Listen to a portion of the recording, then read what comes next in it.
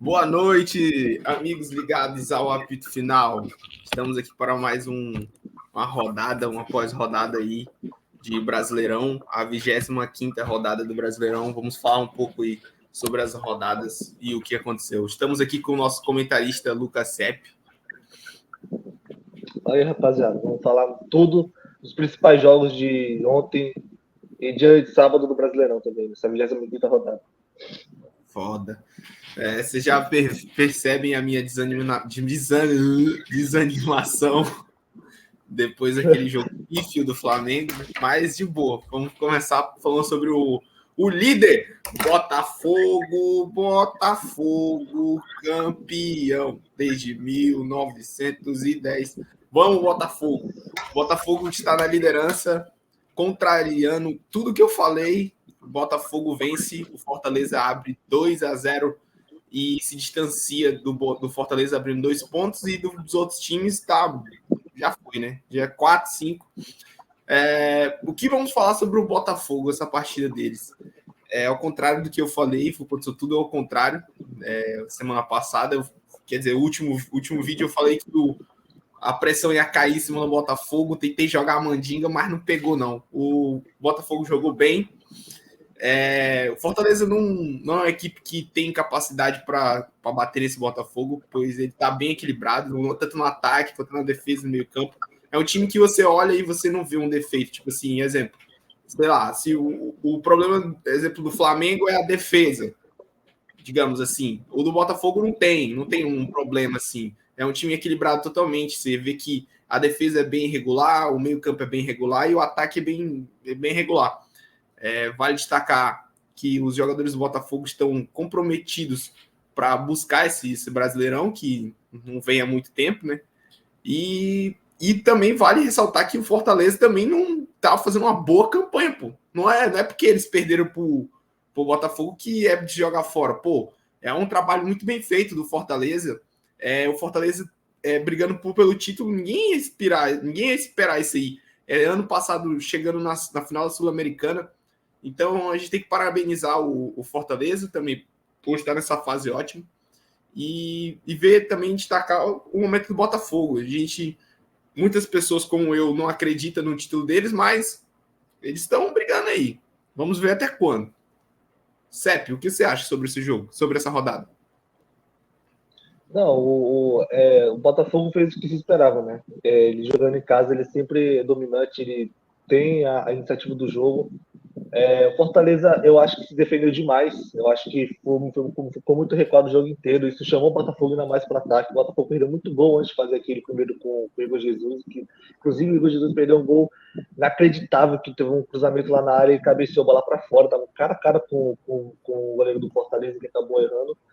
Mas deu a lógica, né? Pelo que o jogo estava se construindo, pelo que o jogo se construiu durante o primeiro tempo, deu a lógica, o Botafogo acabou ganhando.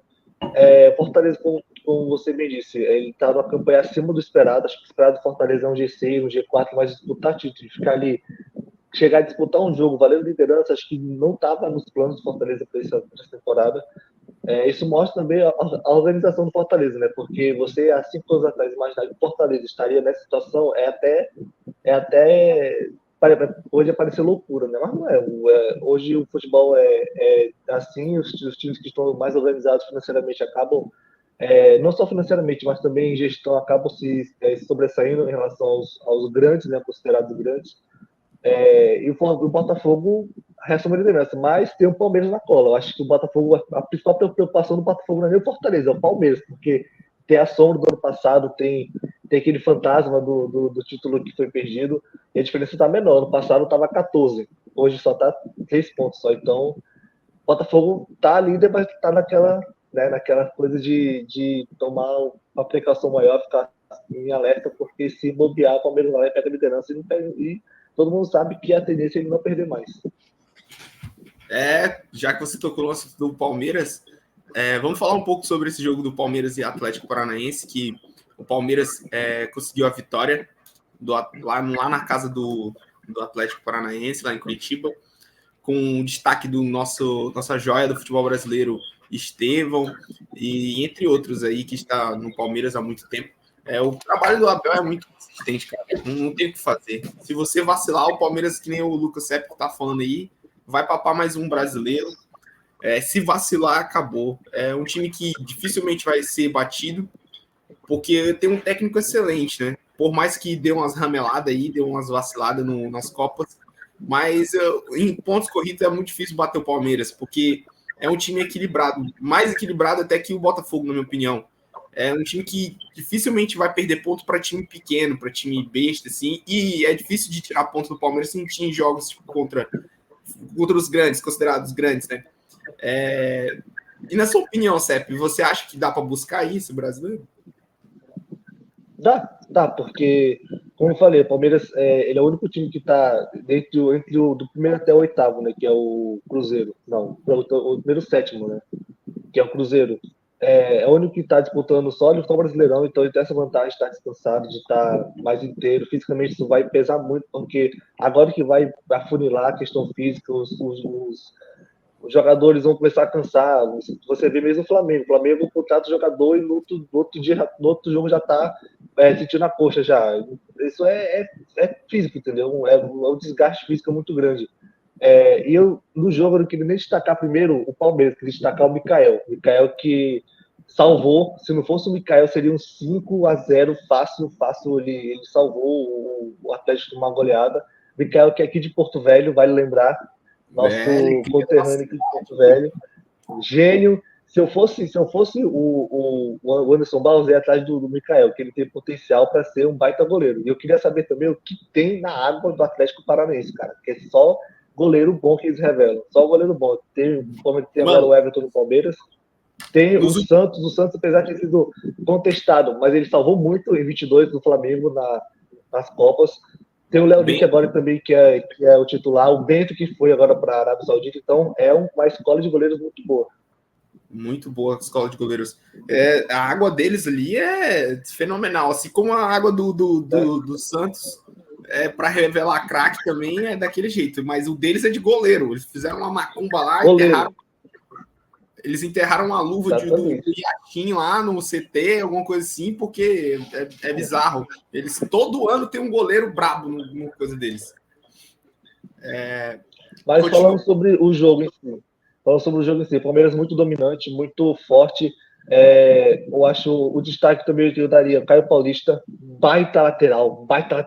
Pô, ele se transformou a partir do jogo contra o Flamengo lá na Copa do Brasil, se transformou, começou a ser outro jogador, começou a acertar passe, começou a ter técnica, e ele é aquele lateral completo, ele não só defende bem, como ele ataca, ele é um bom ala, ele dá drible. Ele deu um drible ontem que, se ele faz o gol, era candidato a gol do campeonato, porque em 4 anos que tem do Piquerez no Palmeiras, eu nunca vi ele fazendo um drible daquele, então, porque ele é duro, né? Ele é aquele famoso cintura de concreto, né? Ele não consegue ter cinturês. E outro destaque que ele dará também é o Felipe Anderson, que eu falei na outra live que ele era uma incógnita para mim, né? que eu não sabia o que esperar dele, mas ele se encontrou no Caio Paulista. Eles fizeram uma dupla muito boa, estão se entendendo, apesar de não ser a posição dele de origem, né, que é a ponta direita, ele na esquerda ele tá dando conta do recado. E o Maurício ele deu uma volatilidade melhor para o meio de campo do Palmeiras, deu uma ofensividade melhor, o time está mais fluido, o time está mais rápido. O Veiga estava muito morto, não tem condição de ser titular por enquanto, então o Abel fez muito bem de manter o Maurício e foi premiado com gol, né? Que é aquela coisa de persistência, né? Quando o cara quer jogar bola, não tem jeito, ele acaba sendo premiado com gol. E o Estevão não tem que falar dele, cara. O Estevão é um craque, é um gênio. Ele vai agora para a seleção. Espero que ele não volte pior, porque geralmente quando o cara vai para a seleção ele volta pior. Infelizmente acaba influenciando, acaba pesando muito, porque o ritmo de treino é diferente, o cara não fica jogando, então isso mexe muito. Então tomara que ele não sinta essa volta, né, quando voltar para o jogo contra o Criciúma no Allianz Parque. E é isso, o Palmeiras vem forte pro Brasileirão, não tomou perceber do Atlético. O Atlético não, em nenhum momento do jogo teve aquele lance de perigo, aquele lance que o Palmeiras ficou ameaçado. Não, o Palmeiras foi uma vitória tranquila mesmo, isso é muito bom. Porque, como eu falei no sábado, né, eu considerava 3 jogos nessa reta final difíceis para o Palmeiras, que é lá na Grande da Baixada ontem, por ser lá na Baixada, é muito difícil ganhar do Atlético lá, ainda mais sendo dominante. O jogo contra o Bahia, na Fonte Nova, que também o Bahia é um baita adversário, bater eles lá é muito difícil, e o Botafogo em casa. O Palmeiras, se passar por esses 3 jogos sem perder, pelo menos, ele fica com muita vantagem e dá um passo enorme para buscar o Brasileirão. Eu também acho. Eu acho que pela força do Abel, o grande craque do Palmeiras, para mim, tirando o Estevão, é o Abel Ferreira, porque ele faz jogadores medianos se tornarem excelentes jogadores. Só ver alguns jogadores aí que, na minha opinião, não teriam nem nível de jogar com, com a camisa do Palmeiras. Ainda mais em usar a camisa 10, tipo o Rony. É bizarro o Rony. Pô, Rony, loucura. Ontem ele deu um show. Ele entrou em campo e perdeu um gol cara a cara. É o show do Rony. Mas vale a paciência do torcedor com o Rony. O Rony é um jogador bom, pô. O Rony é esforçado. Não, o Rony, o única crítica ao Rony é que ele não serve como centroavante. Ele, como ponta, ele rende porque ele tem um passe bom. O passe dele é bom. Não tem o que falar do passe do Rony. Quando ele acerta um passe, ele leva perigo pro ataque do ataque do Palmeiras. Então, eu acho que é isso. Ele tem que ser um reserva que entra na ponta para ficar ali no chuveirinho quando o Palmeiras precisa de um gol, por exemplo. E para terminar a análise, eu acho que o Palmeiras hoje, esse ano, ele é mais favorito do que o ano passado. Porque o ano passado era um time pior que esse ano, muito pior. O ataque era Breno Lopes e Rony, não tinha nem força. Ou esse ano já está um ataque melhor. O meio de campo também tem mais qualidade, né? Não tem mais o Zé Rafael improvisado ali como 5, agora tem um 5 de fato, que é o Aníbal Moreno, que é muito bom. Então o Palmeiras hoje está mais inteiro. Eu acho que o Palmeiras hoje está mais inteiro, mais focado para buscar um título que, querendo ou não, é um título histórico, né? Que, tirando o São Paulo de 2006, 7, 8, nenhum time conseguiu ganhar 3 brasileiros seguidos, né? E ganhar agora nessa fase do futebol brasileiro é muito mais difícil, porque o equilíbrio é maior, tem mais times disputando, tem mais times ali ali na parte de cima da tabela, né? Que acaba dificultando mais o jogo para quem está na parte de cima e disputando o título. O nosso amigo Bruno Henrique vai ter um piripacto falando isso aí, dizendo que é mais difícil. Agora ele vai deve estar se revirando lá. Mas só ver o São Paulo ganhando lá. Ele não vai concordar com isso aí, eu tenho certeza. Enfim. Aí vê os times lá da época do São Paulo ganhando. Ipatinga, Grêmio Barueri, América de Natal, Guarani. Não, pelo amor de Deus, não tem como, não tem comparação. Os caras. Mas esse ano tem Cuiabaezão, vai fazer a boa. Criciúma mas o Cuiabá tem tradição. O Cuiabá, pelo menos, ele tá ali há uns 5 anos já disputando o Brasileirão. Não é aquele time que bate e volta, sem cair, né? Vale o detalhe que Cuiabá, Flamengo e São Paulo são os únicos times que nunca caíram. Vale lembrar isso aí. Falando em time que já caiu, vamos falar um pouco sobre Fluminense e São Paulo, que é um time que tá brigando aí pela zona do rebaixamento. Ao contrário da análise esperada que a gente fez no último vídeo também, o Fluminense bate no São Paulo, faz 2-0, e que jogador, que centroavante é esse Cauã Elias. Nossa senhora, que golaço que ele fez contra o São Paulo. Mano Menezes está salvando a vida do Fluminense aí, tá fazendo um milagre com esse time. E o Mano e o Thiago Silva, vale lembrar, o Thiago Silva também deu uma segurança na zaga que é absurdo. Quem diria que os velhos tricolores, os idosos tricolores iriam fazer uma campanha tão difícil e que alguns meses atrás ninguém esperava. Todo mundo já estava dizendo que o Fluminense estava rebaixado. Mas eles têm um elenco muito bom e um técnico que está fazendo um bom trabalho também, junto com a chegada do Thiago Silva, que está sendo um colosso na zaga do Fluminense, literalmente fazendo o apelido que ele tem de monstro. Apesar de eu não gostar dele na seleção e nenhuma coisa, eu não gosto do Thiago Silva, ele está fazendo um bom campeonato.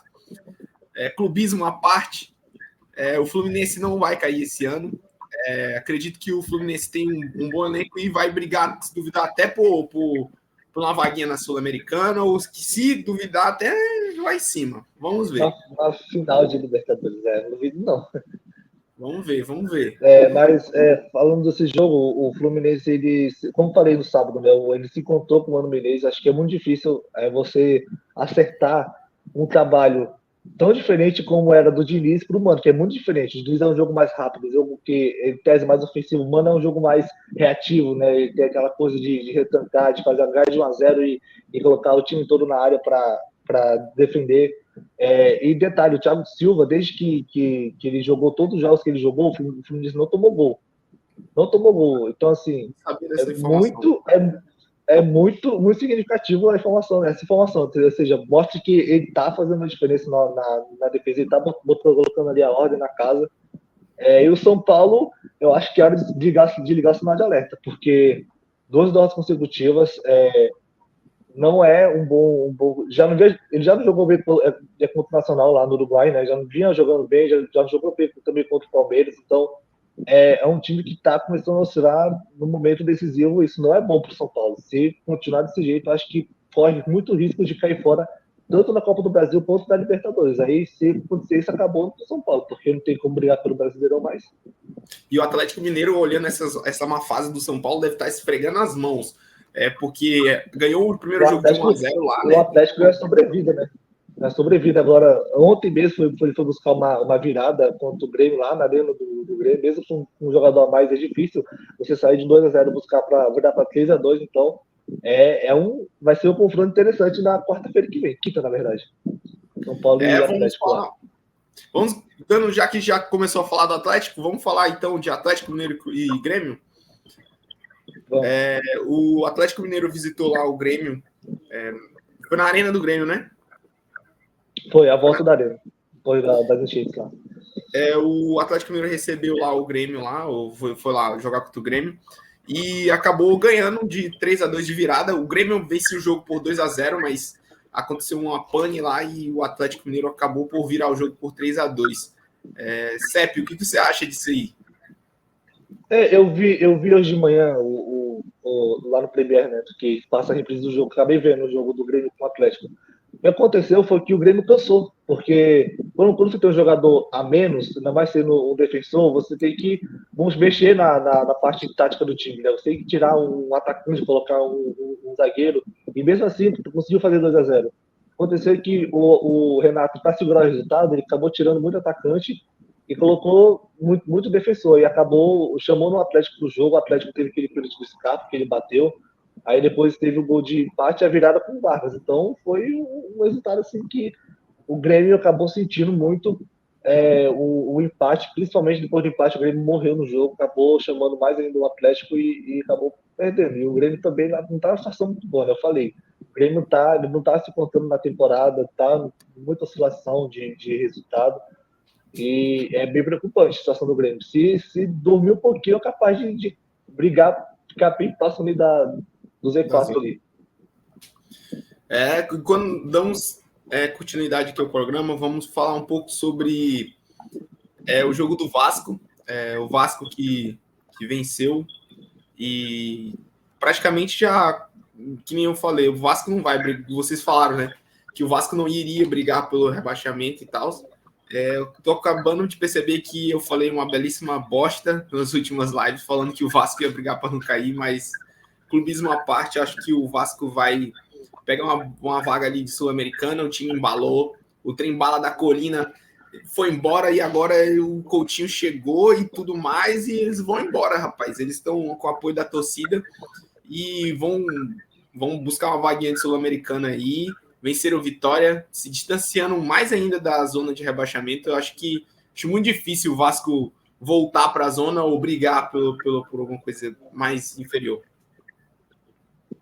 A matemática coloca o Vasco como 1%, né, de chance de cair. Então é quase zero já a chance dele cair, porque tem que ter um jogo a menos ele para disputar o Vasco. E é um time que também foi um inesperado, porque ele está com o treinador até agora. O treinador do Vasco é interino, não é um treinador fixo, é o Rafael Paiva, né, que assumiu o Vasco aí com a aval do Pedrinho. Então é um time que conseguiu se encontrar também no campeonato. É um bom time. O Vasco não tem um time ruim, é um bom time, um time que consegue ali ficar entre décimo primeiro lugar, então não é surpresa. Só faltou realmente um cara para botar ordem, para colocar o time para jogar e trazer resultado. E eu acho muito provável o Vasco conseguir uma vaga na Libertadores, na pré-Libertadores, porque eu acho que vai abrir sim 2 vagas. Ele tá em oitavo, então se ele continuar nessa posição até o final, ele pega uma pré-Libertadores. Seria muito bom para o clube, porque, querendo ou não, é um prestígio a mais, um ânimo a mais para a temporada, né? Disputar uma competição como a Libertadores. Então é isso, o Vasco vem aí para fazer uma boa temporada e sonhar, né? Quem sabe sonhar com a final de Copa do Brasil, porque do lado, sem dúvida, se você olhar futebol jogado do lado dele da chave, talvez ele esteja com o futebol mais equilibrado, porque você tem o Corinthians que está ali na situação mais delicada, o Flamengo que está muito oscilante, não tem como saber o que vai acontecer com o Flamengo. Estão do outro lado. O Bahia. Foi Estão mal. do lado do Atlético Mineiro. Confundi, Sai fora. eu confundi. Foi Sai mal. fora, Sérgio. Eu confundi. Mas mesmo assim, se você olhar também, o Vasco não tá mal em comparação com o Atlético e com o São Paulo, né? Não tá tão distante o futebol jogado entre eles, né? Então, é um Não, time e tá que melhor, vai. na minha opinião. Tá Atualmente, melhor. o Vasco tem um futebol melhor. A fase tá melhor. A fase tá melhor que esses dois times aí, né? Além do Atlético. Então, o Vasco tem esse sonho de disputar a Copa do Brasil, quem sabe uma final contra o Flamengo. Agora é pra ver. Seria uma revanche deles da final que a gente ganhou em 2006. 2006, né? 2006. Eles estão tentando aí, mas para isso o Flamengo tem que chegar na final, né? Fala agora do principal jogo, né? É agora, tá na hora, vai. Olha no G6, com falha da dupla de Davi e Luiz, Corinthians vence o Fly em Itaquera, mas continua no Z4. Tá tirando o mérito do Corinthians também, pô. O Corinthians fez uma belíssima partida, pô. Assim, vamos falar sobre o Flamengo e Corinthians, sobre o Corinthians e Flamengo. O Corinthians recebeu o Flamengo na Neoquímica Arena, lá no Itaquerão, na Arena Impressora. Eles fizeram o seguinte: o melhor jogo do Corinthians no ano foi ontem. Ponto. Temos que destacar o ponto de que... Eu achei contra o Fluminense. O Fluminense foram mais dominantes. Foi mais um domínio maior. Foi uma massa maior do que ontem. Ontem foi...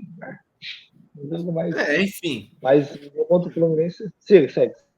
Enfim, continuando, o Corinthians, vale destacar que alguns jogadores do Corinthians são muito criticados, e criticados à toa, na minha opinião. Apesar do Corinthians ter um elenco muito limitado, tem jogadores ali do Corinthians que tem nível de jogador de Série C, Série B, jogadores que não merecem estar com a camisa do Corinthians. Mas tem outros jogadores que a torcida pega no pé, que eu acho impressionante, como o Yuri Alberto. O Yuri Alberto ontem deu uma assistência, movimentou no segundo gol para gerar o segundo gol. Ele que movimenta, e o passe era nele no segundo gol, que o Ângelo Romero acabou fazendo o gol. Só que, na minha opinião, o Yuri Alberto ainda fez o lance do Wesley para ser expulso, cavou a expulsão do Alcaraz lá e cavou a confusão, acabou o jogo. Resumindo, ele foi o melhor em campo. O Yuri Alberto foi o melhor em campo, juntamente com o Garro, que o Garro também estava toda hora dando passe para os caras ficar na cara do gol. Uma liberdade tremenda dos volantes do Flamengo. Mas enquanto estou falando do Corinthians, o Corinthians, para mim, não vai brigar para não cair, ele vai se safar, mas vai se safar assim, na merda mesmo, mas vai conseguir escapar, na minha opinião. O Corinthians tem um time bom. Quer dizer, tem um time ruim, mas tem jogadores bons. Como assim, Eric? Tu tá confuso. É que tem alguns jogadores que podem desequilibrar, que nem eu sempre falo. O Garro não é um jogador nota 10, mas ele é um nota 6, que é o que equivale no Corinthians. E o Yuri Alberto também não é um jogador excelente, mas ele é um nota 7, vai. Ele é bom centroavante. Fora que o Corinthians tem jogadores que estão com muita garra e eles estão determinados a tirar o clube desse momento. Não é um momento que os jogadores estão largando, tá ligado? Tipo, que nem sei lá, quando o Grêmio caiu. agora, esses anos agora, os jogadores meio que largaram, entendeu? O Cruzeiro, quando caiu, os jogadores largaram. E isso não tá acontecendo no Corinthians. Os jogadores estão empenhados, apesar de eles serem horrorosos, a maioria, mas eles estão, assim, como posso dizer, unidos para tirar o Corinthians dessa situação. Continuando, vamos falar agora sobre a decepção da rodada, na minha opinião, que é o Flamengo. Eu acho que é uma vergonha, sendo sincero, é uma vergonha o Flamengo em perder para o Corinthians. Eu tô rindo aqui, mas no fundo eu tô muito puto. Assim, é impressionante a capacidade da diretoria do Flamengo de fazer merda. Com essas palavras mesmo. Talvez vocês não vão me ver muito puto, assim, a não ser em eliminação. Mas eu tô de saco cheio, assim, sendo sincero, das merdas da diretoria. Não é possível que não tenha um scout, alguém que analisa o futebol apresentado do técnico. E é alguém para chegar no Marcos Braz, no Landim, qualquer um desses caras para dizer que jogo posicional não funciona no elenco do Flamengo. Se você for ver os melhores momentos de qualquer jogo do Flamengo nos últimos anos, desde 2019 para cá, o ataque do Flamengo sempre foi um ataque que se movimenta, não fica parado, estático, esperando a bola. Tirando isso, vamos falar sobre o nosso querido Tite, o abençoado Tite, que deu as desculpas dele lá na coletiva. Se ele perde, ele dá a desculpa do calendário. Se ele perde, ele dá a desculpa da altitude. Tudo menos ele. Tudo ele nunca tem culpa. O Tite... Ele valoriza a Taça Guanabara que ele ganhou no começo do ano. Ele valoriza a Taça Guanabara. Eu quero que ele enfie a Taça Guanabara lá naquele lugar. Eu tô careca por você porra de Taça Guanabara. É obrigação do Flamengo ganhar esse aí. Olha o elenco do Flamengo que tem. E se continuar com ele, eu acredito que o Flamengo não vai ganhar título nenhum esse ano. Sendo sincero. Para mim, eu sou fora Tite já desde agora.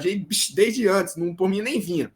Mas, voltando para ele. Para o que ele se propõe a fazer, ele tá fazendo merda. Porque, vamos analisar uma coisa. Muito suspeito essa escalação do Tite. Por que eu tô falando isso? Porque durante a semana vazou que o Flamengo treinou com o Alcaraz em campo. Alcaraz e o Davi Luiz não iam jogar. Beleza. Mas o Léo Pereira se machucou e tudo mais. E aí acabou que o Davi Luiz entrou. Mas aí tu me pergunta, cara, como que tu vai? Tu quer vencer o jogo, propondo o jogo, jogando pra frente, tentando ganhar o jogo, e tu me coloca dois homens que fazem o mesmo papel no meio campo, como o Pulgar e o Léo Ortiz de 5, sendo que quem é que vai criar? Ninguém cria, ninguém vai criar, porque os dois têm a mesma função, os dois são volantes de primeira, de contato, de combate. Não vai ter alguém para ajudar o Gerson ali a armar o jogo. O Gerson estava pedindo socorro, correndo lá, armando dos dois lados, fazendo tudo sozinho. Fora que o Bruno Henrique não gera jogo jogando desse jeito que o Tite escala ele, aberto, sem pegar na bola, só esperando a bola lá. O Tite mata o Bruno Henrique, mata todos os outros jogadores. Impressionante a capacidade desse técnico de matar os jogadores, de acabar com a criatividade dos jogadores do Flamengo. Vamos falar um pouco sobre a partida. O Alcaraz e outro, falo mais. O Alcaraz não jogar ontem foi uma putaria. Foi uma sacanagem que ele fez com o cara. O cara, em 1 minuto, o primeiro lance de bola, ele já mostrou que ele vai ter que ser titular. O cara fez tudo. No primeiro lance, ele roubou a bola, driblou os caras, quase faz o gol. Então, assim, na minha opinião, o Alcaraz tem que ser titular. E na minha opinião, o Pulgar também não tem que jogar, não. E outra.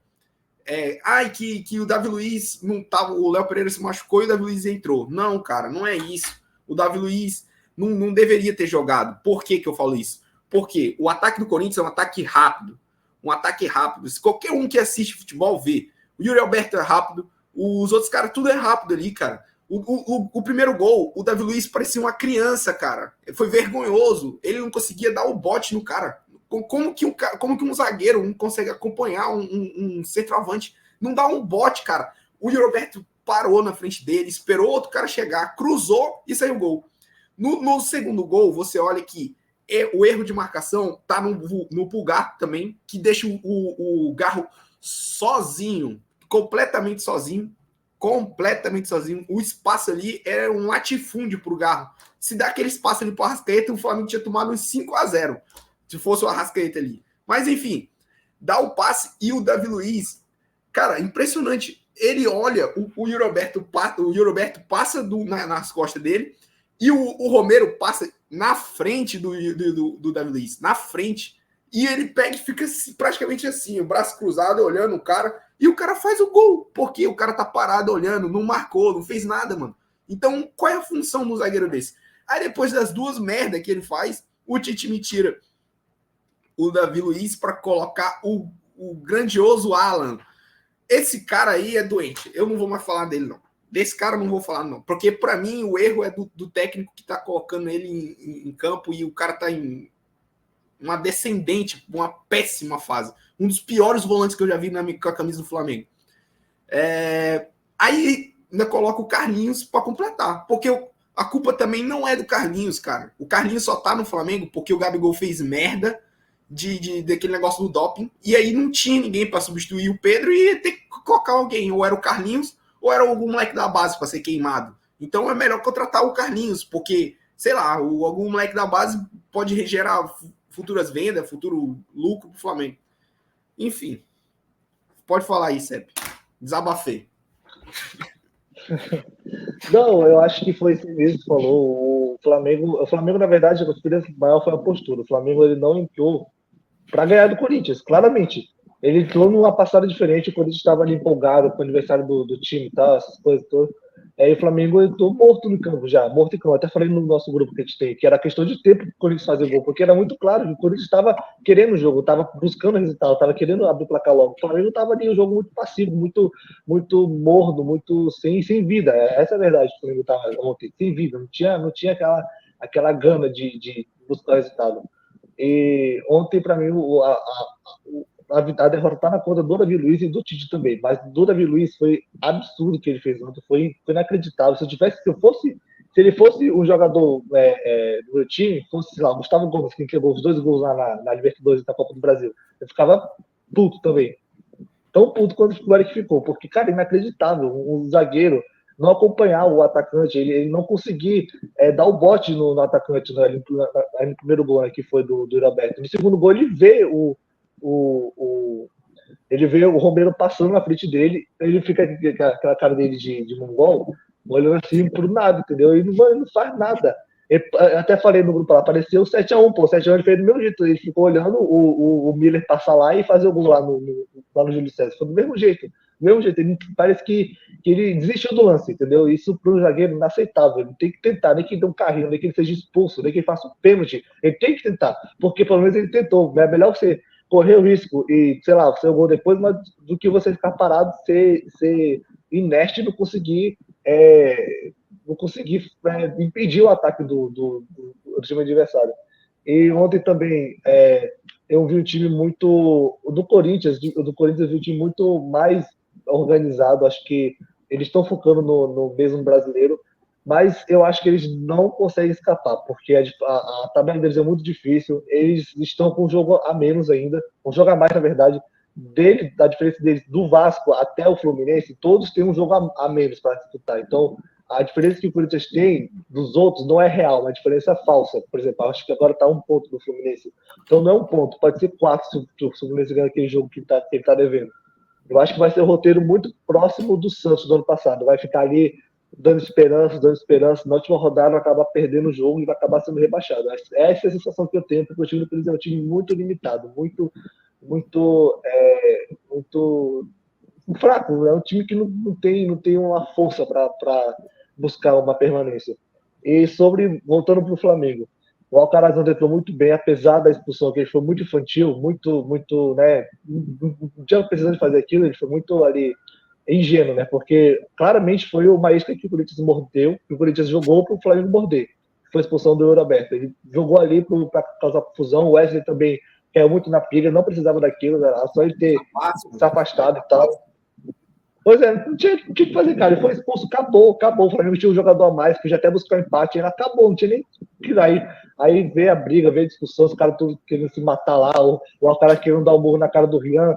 Mano, acabou o jogo ali. Aí o Corinthians amarrou o jogo, os caras começaram a fazer cera, o auxiliar lá, o filho do Ramon Dias, começou a falar merda pro juiz e foi expulso lá. Mano, como torcedor de fora, eu me diverti no final do jogo. E foi muito bom. O final do jogo foi muito bom. Pra quem tá assistindo não foi legal, não, mas pra quem tava só assistindo foi muito bom o final do jogo. Mas é isso, foi uma boa derrota para mim. Também vergonhosa do Flamengo, porque para um time que quer buscar brasileiro, como o Tite fala que quer buscar, não pode perder jogo assim. Empatar até releva empate, beleza, mas perder não dá. Perder não dá. Da forma que foi, não tem como aceitar. E o Flamengo precisa, principalmente agora, nesse meio de pausa, né, do Brasileirão, focar o que ele quer. Porque não adianta nada você querer buscar Brasileirão, Libertadores, Copa do Brasil, se os jogadores não estão aguentando. Eles não estão aguentando. O Flamengo está morto fisicamente, morto. Não, os jogadores dão um pique, já sente a posterior da coxa. Isso acaba matando o time na temporada, porque o time não tem um padrão técnico, um padrão tático, não tem um time titular estabelecido, porque não tem jogador para jogar, e precisa focar. Tem que fazer igual o Dorival fez na 22. Larga de mão brasileiro e vai disputar as Copas, já que é mais fácil de ganhar. Porque o brasileiro é muito forte, é um ritmo diferente. Então, o Flamengo tem que se decidir o que ele quer. O que ele quer para essa temporada. Porque senão, se não se decidir, vai acabar ficando ganhando nada. Pelo menos. Ele tem que focar pelo menos na Copa do Brasil, que é o mais acessível, entre aspas, para ele buscar. O Flamengo não vai ganhar nada. Se não focar na Copa do Brasil, se não focar pelo menos, nem final chega. Mano, não é a questão, eu discordo, a questão não é nem focar. Eu acredito que a questão é o técnico. Um técnico que vê que o time tá tomando gol de bola parada todo jogo, se cruzar na área do Flamengo é gol, e ele não corrige isso, é problema dele, né? Não é do coisa. E elenco, porra, mano, desculpa, mano, mas os caras ganham um salário bem alto, bem grande, pra eles. Tá cansado, não sei o que, mano, pelo amor de Deus. Não é nem questão de cansaço, questão física mesmo, entendeu? Física mesmo, porque os caras jogam de pé embaixo todo jogo. Exatamente, os caras jogam de pé embaixo todo jogo e eles estão 100%, entendeu? Então, assim, por exemplo, se o Flamengo tivesse um foco, como o São Paulo hoje tem, querendo ou não, o São Paulo hoje tem um foco de ganhar as Copas, tivesse foco desde o começo do ano, beleza. Mas o Flamengo, sabe, o Flamengo não é o Palmeiras que pode dar o luxo de ir na frente em todos os campeonatos e buscar o brasileiro porque tem capacidade. Não, o Flamengo ano passado não ganhou nada, porque não focou. Foi esse mesmo problema desse ano, não focar e se manter essa toada de não focar em campeonato nenhum, vai acabar perdendo os três. Se eu fosse o Tite, mesmo sabendo que, né? Também, mas já que isso não vai acontecer, eu focaria na Copa do Brasil. Sinceramente, abrir a mão do brasileiro, jogava ali com o time mesclado para manter ele no G4, mas focava na Copa do Brasil, porque para o Flamengo ficar 2 anos sem ganhar título grande é pesado, é muito pesado. Isso não aconteceu nem com o Palmeiras nos anos que ele ficou ali oscilando com um treinador ruim, com o Filipão, com o Roger Machado, com o Eduardo Batista, nem com o Palmeiras isso aconteceu. Então, para o Flamengo, isso acontecer com o Flamengo é muito, muito sério. É crise na cávea. Mas o problema não é nem para mim, o problema não é esse. O problema para mim é que os treinadores que estão livres no mercado e que a diretoria vai atrás vai ser a mesma merda, mais um técnico burro que vai colocar o time para jogar num jogo posicional. Não abre a mão das condições. Vai ser mais um Fernando Diniz. E eu arrisco dizer que o Fernando Diniz faria um trabalho melhor do que o Tite, na minha opinião. Tipo assim, também acho, porque ele pelo menos saberia administrar melhor esse meio de lesão e também ter um foco. O Tite não sabe o que quer. O Tite não sabe se quer ganhar o brasileiro, se não quer ganhar a Copa do Brasil, se quer ganhar a Libertadores, se quer ganhar os três, se não quer ganhar nada. Ele não tem uma certeza na vida dele. Ele fica falando um monte de merda lá na coletiva, falando difícil lá, o pessoal, né? Na verdade, ele usa isso para esconder o trabalho ruim dele, porque o trabalho de Tite, ele é ruim, péssimo, horroroso, porque fica pior ainda quando você vê que ele veio do ano passado, ele teve um tempo para trabalhar esse time, ele teve um tempo para trabalhar esse elenco, para vir forte para esse ano. O Flamengo tem o melhor elenco do Brasil, o elenco mais forte, o elenco que muitas vezes o elenco ganha o jogo sozinho, porque se fosse depender da tática do Tite, o Flamengo já estava numa situação muito pior, estava inclusive eliminado das Copas já, porque aquele jogo contra o Palmeiras é um exemplo disso. O Tite, ele jogou o time para ser eliminado ali, porque se o Palmeiras mantém... Lá na Bolívia também, pô. Exatamente, se qualquer time tivesse... Se o Palmeiras tivesse um passe melhor, tivesse jogando um pouco melhor do que jogou naquele jogo, tinha feito uns 3-0, porque o Flamengo jogou muito recuado, muito, até mais que o próprio Palmeiras na ilha do Maracanã. Então, é isso. Não tem o que fazer. Na minha opinião, sim, e a troca de técnico para o Fernando Diniz, eu acredito que nos primeiros... É aquela cartilha do Diniz, né? Os primeiros jogos da encantação, brilho, não sei o quê, triangulação, dinizismo e não sei o quê, e várias vitórias consecutivas, até ele começar a fazer alguma merda lá. Ele ia brigar com o Gabigol, ia brigar com, sei lá, com o Carlinhos, e aí... Pronto. Briga com o De La Cruz. Aí fudeu tudo. E agora tudo que o Flamengo não precisa é de crise. Que crise já tá demais. Então, assim, pro próximo jogo, a única coisa boa desse jogo contra o Corinthians é que teve a estreia do Alcaraz e deu esperança nesse meio campo aí. Eu quero tô muito ansioso para ver De La Cruz e Alcaraz jogando junto. E, nossa, vai ser muito bom. Mas é isso aí, gente. Algum palpite aí? Mais um outro jogo, Sepp?